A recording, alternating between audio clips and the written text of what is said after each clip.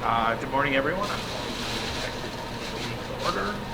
As a reminder to everyone, this meeting is being held as a virtual meeting with members of the committee participating remotely. In addition, the meeting is being streamed live on the TRCA website. Please, just a reminder, there is a 30-second delay with the live stream. I ask discussion will not be held when the clerk confirms the recording until a call of order has taken place. Electronic devices which emit a sound should be turned off or otherwise set to vibrate or silent. Please ensure a computer, microphone, and sounds are all muted. I want to remind members to please ensure your cameras are turned on so we can maintain quorum. I'm going to turn this over to Joanne to do the roll call for attendance. Joanne, the floor is yours. Perfect. Thank you, Chair Ainsley. Ainsley. Present. Barton has sent regrets. Dies. Fletcher. Fonseca. Vaughn. That's it. Jackson has sent regrets. Morley. Good morning. Pellegrini has sent in regrets. Barutza. Present. Santos. Present. And Sachs. Present, and I changed computers and managed to get the camera to work. Excellent. Thank you. For the acknowledgement of Indigenous territory, I would like to say on behalf of the Board of Directors, the Executive Committee of the Toronto Region Conservation Authority, we respectfully acknowledge we're situated on traditional territories and treaty lands, in particular those of the Mississaugas of the Credit First Nation, as well as the Anishinaabe, the Williams Treaty First Nations, the Huron-Wendat, the Haudenosaunee, and the Métis Nation. As stewards of land and water resources within the Greater Toronto Region, the Toronto Region Conservation Authority appreciates and respects the history and diversity of the land and is grateful to have the opportunity to work and meet in this territory. Can I have a motion to approve the minutes of the open and closed meeting held on October 6, 2023? Moved by Han. All in favor? That carries. We're going to move to the consent agenda. I'll read out each item on the agenda that may be approved on consent. Members of the Executive Committee may ask that an item be held so it can be further discussed. Please indicate your intention to hold an item verbally. The person that holds the item will be given the opportunity to speak first when the item is brought forward. If an item is not held, the motion is deemed to be approved as written and will be recommended for adoption at the November 17th Board of Directors meeting. So under consent listing, section 1, 8.1 is an acquisition from 77 Woodstream Incorporated in the city of Vaughan. 8.2 is a lease renewal for the Alvin Hills Community Farm. 8.3 is a request for proposal for design build services for 150 Kilgore Road Stormwater Outfall Remediation Project. 8.4, 2023 updates to TRCA Board of Directors Administrative Bylaw. I have a mover for these items in section 1. Moved by Sachs. All in favor? That carries. Under section 2, items for Executive Committee action. 9.1, Minister's Zoning Order 643-20, Ontario.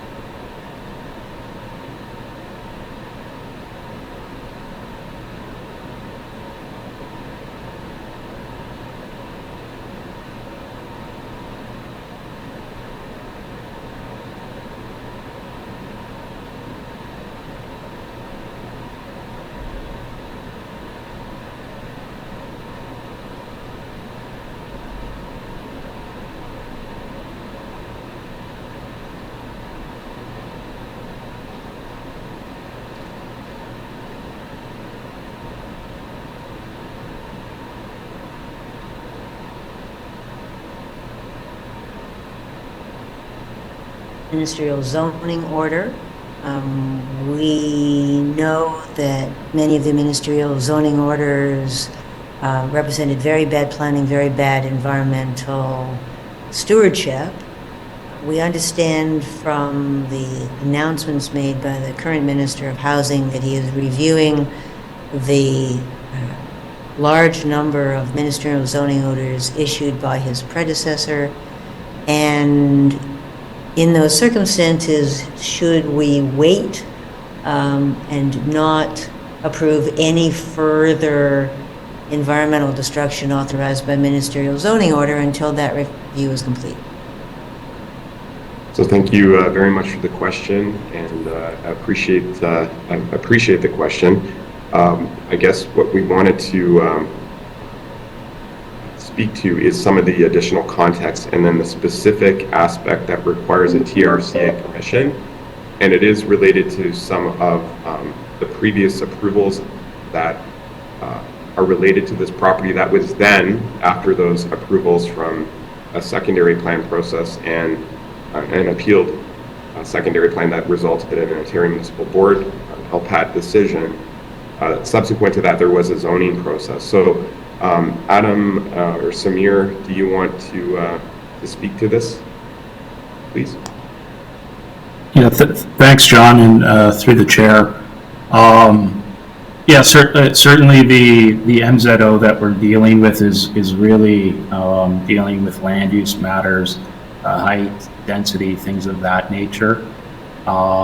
It's important to note that as part of this particular review, despite the recent changes as a result of Bill 23, including the removal of conservation of land as one of the tests when we're dealing with an MZO, this particular application, had it not been for the MZO and was going through the typical permitting stream, we would have supported this regardless of the MZO.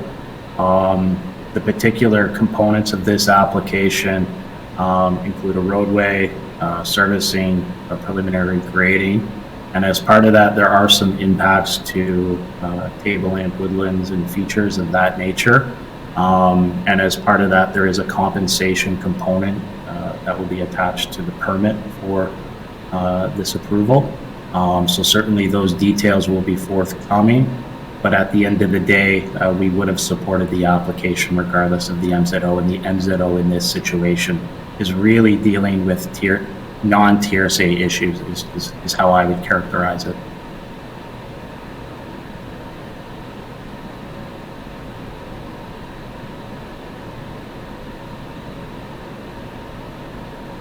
Sorry, Diane, you're muted, love. Just wanted to type. Thank you, Amber. Sorry, No. it has to happen in every meeting. Thank you. Trying that again.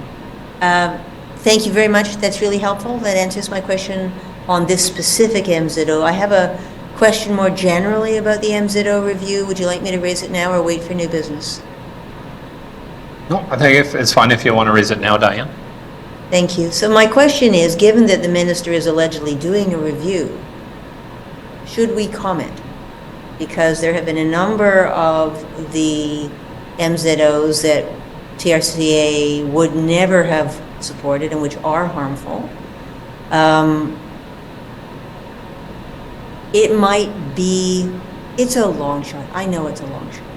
But it might do some good for us to write back to the minister now and say, of the 180 MZOs, I'm making up the numbers, I have no idea, 40 of them are within our jurisdiction, and of those 40, only 38 would have been approved, or only 2 would have been approved. 38 of them are contrary to good conservation, and we would ask you to review them and revoke them, and authorize us to revoke the permits that we were forced to give.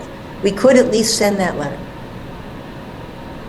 So through the chair, and I believe it's 77 in our jurisdiction. Thank you. Specifically. But Lori Nelson can correct me, or Samir can correct me, but I believe it's something 77 or 78 in our jurisdiction now.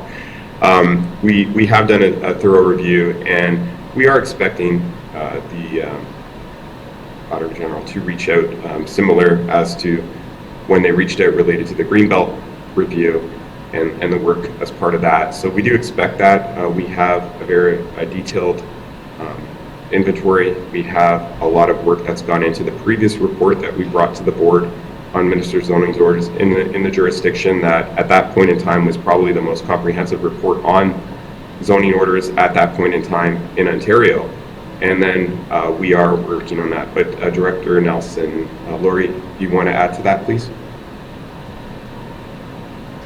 Yes, through the chair, we do counselor monitor all of the MZOs, and we've got a detailed analysis of the numbers that have been issued in our or proposed in our jurisdiction, and tracked all of those that are within our regulated areas and areas where they require permits. So we do have that account of tracking within our jurisdictions, so we can provide that assessment. Okay, so I never doubted that you were tracking. Yep. And I understand the Auditor General may get to this later, which is fine. Having been a legislative officer, I know that happens too late to help much, right? Because it's after the fact. So my question is, there are policy windows in government. There are moments when it is sometimes possible to get a different decision, and that moment is right now, while the minister is doing his review, and before he makes a public announcement. Once he makes a public announcement, it's too late. So, given you've done so much work, I guess I'm moving towards making a motion that we should send our list to the minister and ask him to take that into account, and that he should revoke the MZOs and any permits based on them for whichever are the really bad ones, which you folks will know and I will not. And through the chair, to Councillor Sachs, I think we could take that direction. I think it probably would be appropriate to bring it up as a new business matter for such direction, okay. But I'll leave it to the chair to decide that, and for the committee to do that. We again have a lot of the good information to draw upon. Our staff has been involved in a lot of discussions on MZOs, so we have a good understanding of the issue, and if directed, could provide hopefully some useful information to the minister and to the auditor. Thank you. Okay, Mr. Chair or Joanne, I'm not sure the procedure here. Do you need me to write out the motion and send it to you? Yeah. So I Okay. think you need to send a motion to Joanne, and then we would have to do it under new business, because it doesn't really apply to the item before us. Okay, it'll take me a few minutes to do that, so perhaps you can talk at length about the wedding people while I do that? Sure. My question about the wedding people was simply, have we taken advantage of Sorry, everything? Joanne. Sorry, Diane. We got to finish this one first, and then we'll do the wedding people. Sorry. Does anybody else have questions on 9.1 on the zoning order for 2901 Rutherford Road? Seeing none, Diane, did you want to move this item? You held it. I'm happy to move it, thank you. Okay, all in favor of 9.1, Minister's Zoning Order 643-20 Ontario Regulation, 2901 Rutherford Road, City of Vaughan. All in favor? That carries. We're now on 9.2, Proposed Catering and Wedding and Event Services Business and Operating Model and Approval to proceed with a competitive process to secure a list of service providers. Diane Sachs, you held it. Diane, you had a question? Yeah. Fire away. Yeah, my question, and you can tell me whether we should do this in camera, is we're not going to have the same problem again, are we? Have we learned everything we need to learn? Is this good enough to protect us going forward? That's my question. I can't really participate in that and write the motion at the same time, so maybe I can ask Councillor Morley to ask more questions about that. Councillor Morley, will you just step into my shoes on this one? Of course, Councillor Sachs, happy to do Thank so. you. And I just want to confirm with staff whether it'd be appropriate for us to go in camera for this particular discussion, or whether there are some high-level learnings from a previous experience that we can share in the public setting. So high-level questions, Amber. We're good for public, but if you go down into the weeds, we have to go into camera. So I will let you know based on the nature of your questions. Great. Like the one that Councillor Sachs has on the floor, I believe you're asking on her behalf, we can do that in public. Great.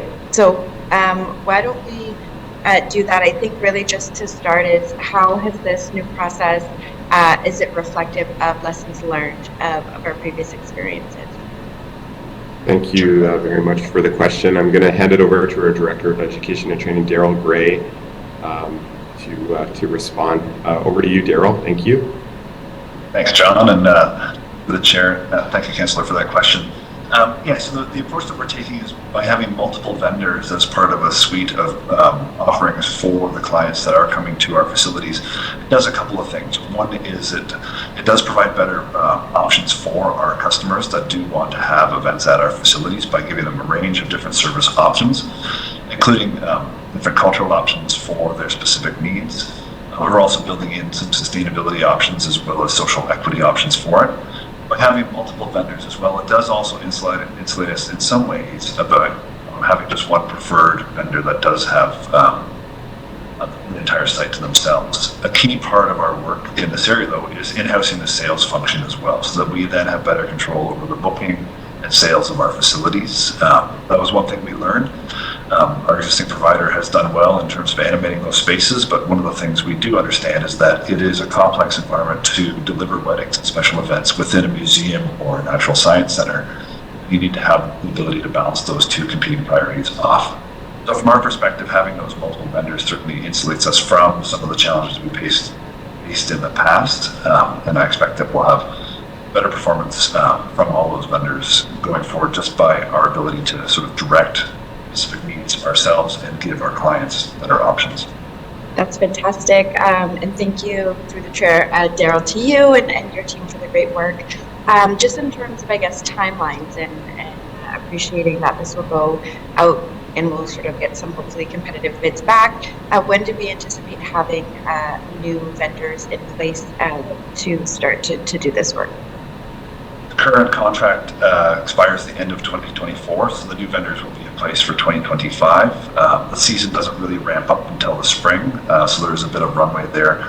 We expect to come back to the board early in 2024, though, with a report on the results from that competitive process and recommendations around who those preferred vendors and service providers would be for TRCA. Fantastic. I will vote for that report. Thank you so much for that. I think those are my questions. I know Councilor is working to get her book organized. I've sent my motion. So thank you. Wonderful. Thank you very much, Councillor Morley, for pinch hitting again. My pleasure. Does anybody else have questions on this item? Seeing none, can I have a motion to receive the report before us? Amber Morley, all in favor? That carries. And I believe we are on to new business. Councillor Diane Sachs, you wanted to introduce an item of new business? Yes, I do want to introduce an item of new business. I have just sent it to Joanne, who hopefully has it and needs to prepare it.